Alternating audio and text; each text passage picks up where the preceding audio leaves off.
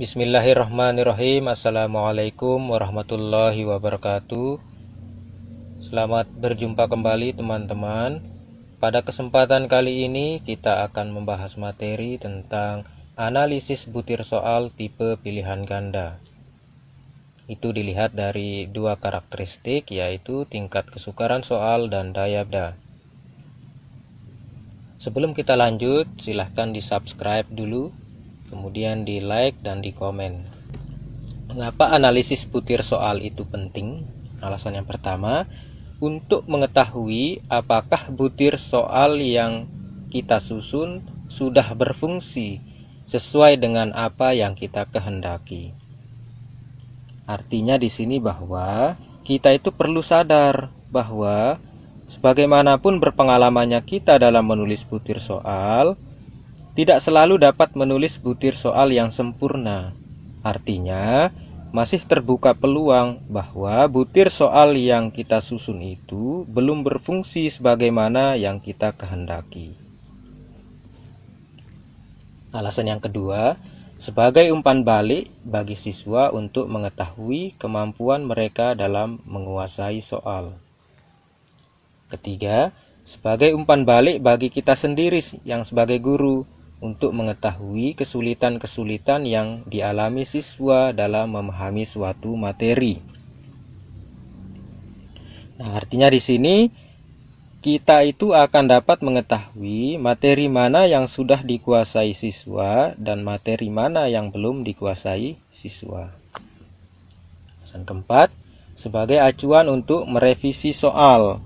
Nah, artinya di sini kegiatan ini sangat penting kita lakukan untuk memperoleh butir soal yang lebih baik, karena hanya dengan butir soal yang baiklah kita dapat mengukur siswa dengan tepat. Kelima, untuk memperbaiki kemampuan kita dalam menulis soal. Artinya, dengan melakukan analisis butir soal dan melakukan revisi, maka kemampuan kita dalam menulis butir soal akan meningkat. Oke, pembahasan selanjutnya adalah tentang apa saja yang dianalisis.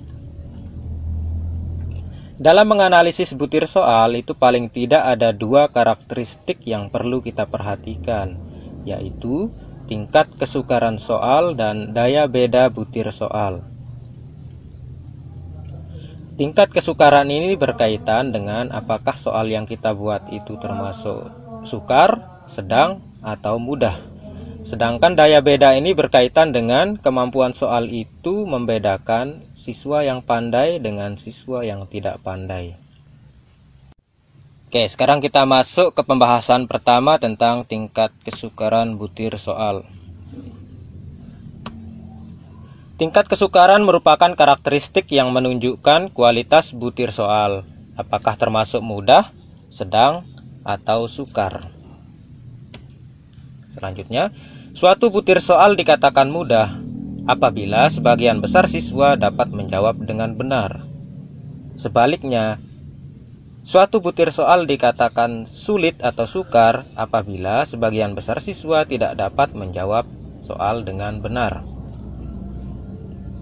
Rumus untuk menghitung tingkat kesukaran butir soal itu adalah P sama dengan B per N, di mana P itu adalah indeks tingkat kesukaran butir soal, B itu adalah jumlah peserta tes yang menjawab benar, dan N itu adalah jumlah seluruh peserta tes. Contoh kasus, ini ada seorang guru SD itu merencanakan tes pilihan ganda yang akan digunakan pada ujian tengah semester. Perencanaannya seperti ini. Ada 10 soal, terdiri dari 2 soal sukar, 6 soal sedang, dan 2 soal mudah. Setelah soal selesai dibuat atau dirancang, guru tersebut melakukan tryout ya untuk mendapatkan gambaran dari siswa. Nah, hasil tryoutnya adalah seperti ini. 0 ini menggambarkan jawaban salah, 1 menggambarkan jawaban benar ya. Misalnya si Ali berarti dia itu menjawab 3 benar ya. Jawabannya 3 yang benar, yaitu nomor 4, 9, dan 10, sisanya salah. Yang angka 0 ini adalah salah ya. Nah, dari hasil tryout ini kita coba masukkan ke dalam tabel bantuan. Bentuknya begini, tabel bantuan itu ada nomor soal, kemudian ada N ya, kemudian B sama dengan B per N. Di mana N ini adalah jumlah peserta tes, jumlahnya itu ada 11 orang ya. Kemudian B ini adalah jawaban benar, jumlah jawaban benar siswa. Oke, kita coba berlatih menghitung nilai B. Kita kembali lagi ke tabel ini. Oke, untuk nilai B cara menghitungnya begini ya. Misalnya soal nomor 1 berarti nilai B-nya ada 2 karena yang betul hanya Caca dan Didi. Ya, nilai B-nya. Untuk nomor 1. Sedangkan nomor 2 itu yang betul adalah Caca, Fuad, Ina, Jasmine, dan Kalisa. Berarti ada 1, 2, 3, 4, 5. Ya, nilai B untuk nomor 2. Nomor 3 nilai B-nya adalah 1, 2, 3, 4, 5, 6 ya. Oke, dari itu kita coba masukkan ke dalam tabel. Nah, jadi hasilnya seperti ini.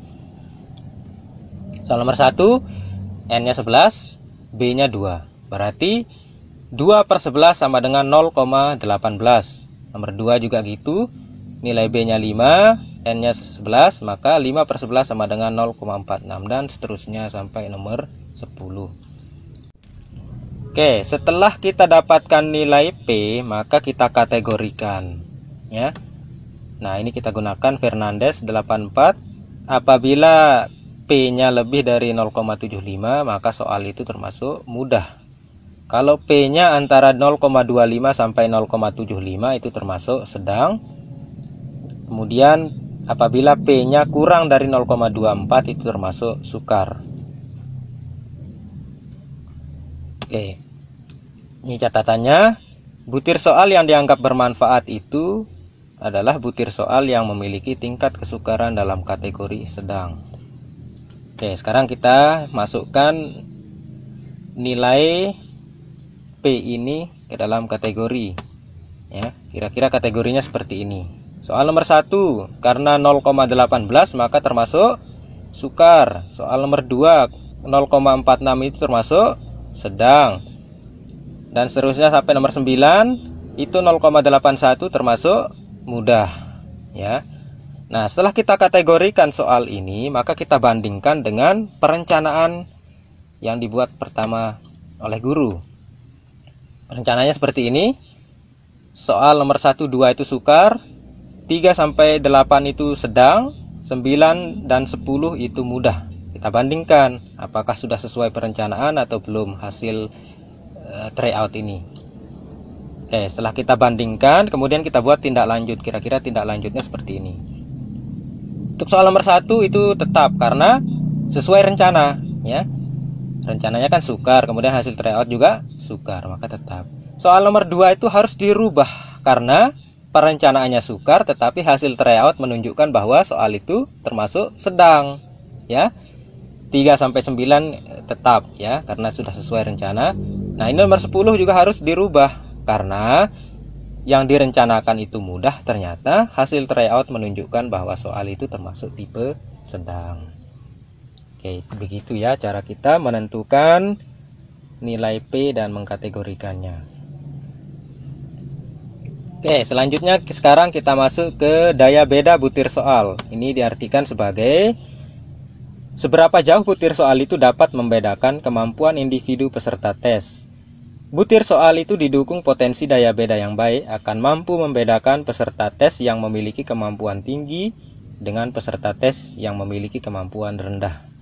Jadi artinya di sini butir soal yang memiliki daya beda baik itu akan mampu membedakan antara siswa yang memiliki kemampuan tinggi atau pandai dengan siswa yang memiliki kemampuan rendah atau kurang pandai. Rumusnya adalah D sama dengan PA dikurangi PB, di mana D itu indeks daya beda butir soal, PA itu adalah proporsi kelompok atas yang menjawab benar, PB adalah proporsi kelompok bawah yang menjawab benar.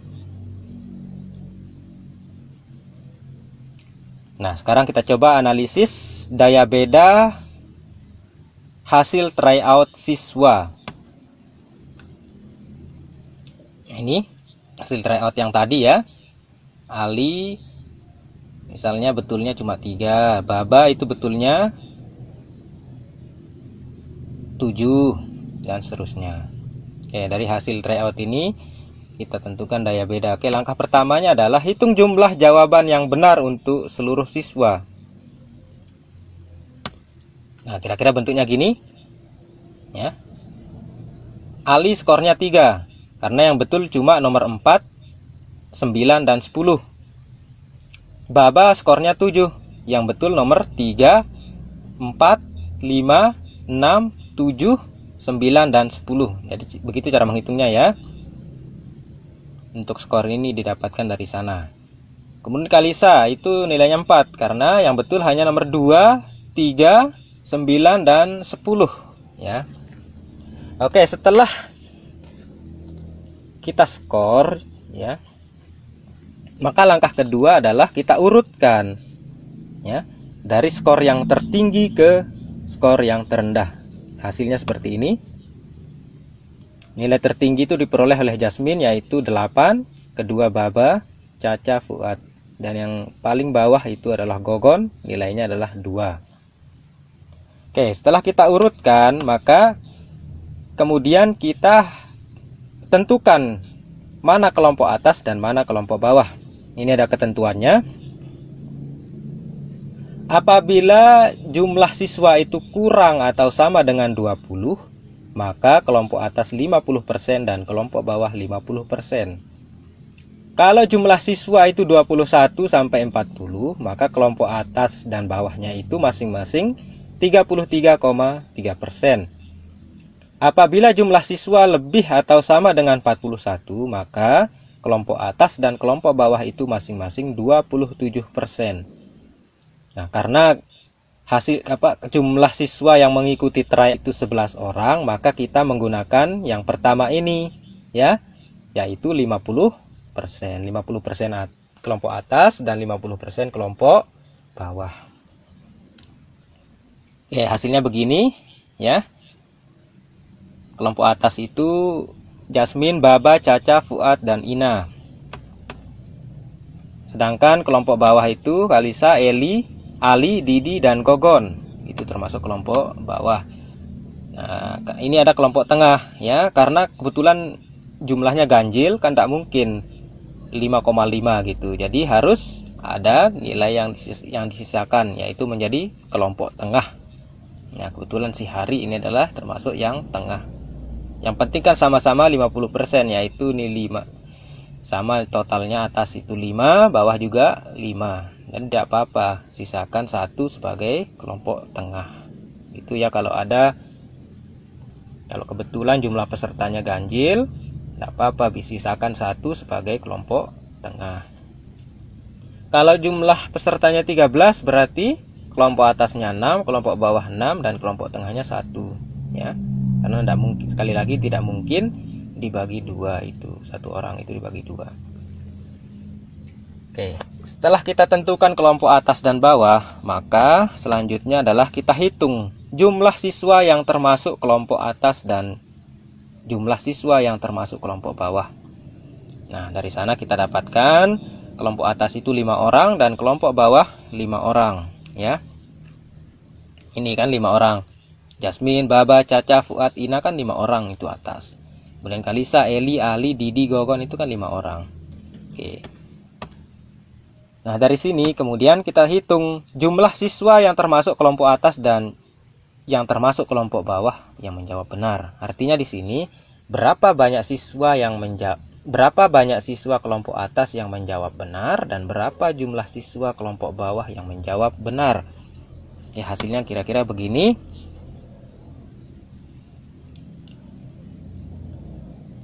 bentuknya gini ya. Untuk kelompok atas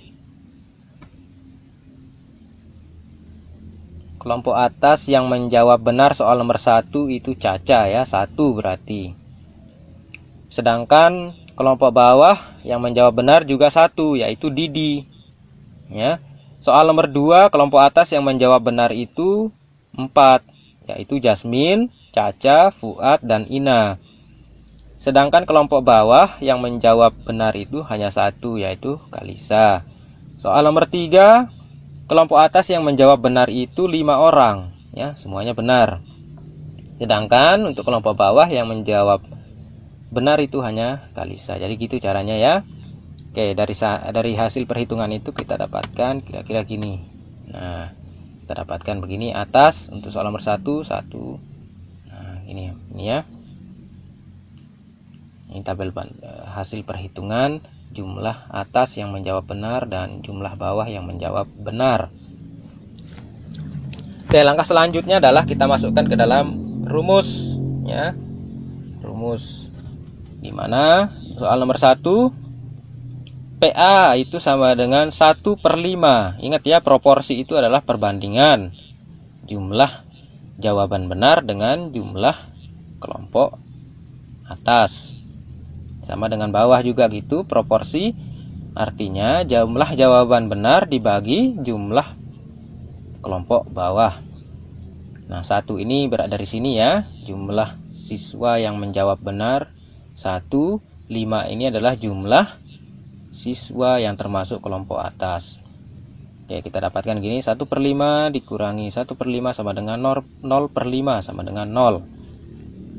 Demikian nomor 2, 4/5 dikurangi 1/5 sama dengan 3/5, 0,6. Nomor 3 itu 0,8, nomor 8 itu 0,4. Nomor 10 itu minus ya, minus 0,4. Oke, karena kelompok atas yang betul pada nomor 10 ini hanya 2 orang, sedangkan yang bawah ini 4 orang, lebih banyak yang benar pada kelompok bawah. Ketentuannya secara teoretik, daya beda soal sama dengan 1 apabila semua siswa kelompok atas dapat menjawab benar dan semua siswa kelompok bawah menjawab salah. Jadi kalau kita mau mendapatkan apabila daya beda soal itu 1, berarti semua kelompok atas menjawab benar dan semua siswa kelompok bawah menjawab salah. Yang kedua, daya beda soal itu akan menjadi minus 1 apabila semua siswa dalam kelompok atas itu menjawab salah, serta semua siswa dalam kelompok bawah menjawab benar, ya. Sedangkan daya beda 0 itu sama dengan apabila jumlah atas dan bawah itu sama. Jadi tidak apa-apa nilainya minus di sini ya. Itu menandakan bahwa jumlah atas itu lebih kecil nilainya daripada jumlah bawah. Atau anak yang pandai itu malah lebih sedikit nilainya daripada anak yang tidak pandai. Oke, selanjutnya setelah kita dapatkan nilai D, maka sekarang saatnya kita kategorikan. Ini menurut Fernandes, apabila nilai D itu lebih atau sama dengan 0,40 itu termasuk sangat baik. Apabila D itu berkisar antara 0,30 sampai 0,40 itu termasuk baik. Apabila D itu berkisar antara 0,20 dan 0,30 itu termasuk sedang. Dan yang terakhir, apabila D itu kurang dari 0,20 maka termasuk tidak baik. Ya, sekarang kita kategorikan hasilnya kira-kira seperti ini ya.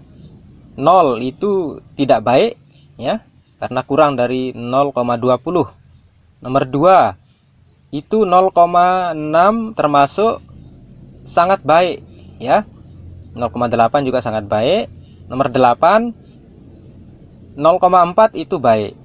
Nomor 10 minus 0,4 itu tidak baik ya kategorinya. Oke, ini hanya saya kasih contoh hanya 5 soal. Silahkan nanti 4, 5, 6, 7 7, 9 dikerjakan secara mandiri. Oke ya. Oke, jadi kira-kira begitu cara kita menentukan daya beda ya.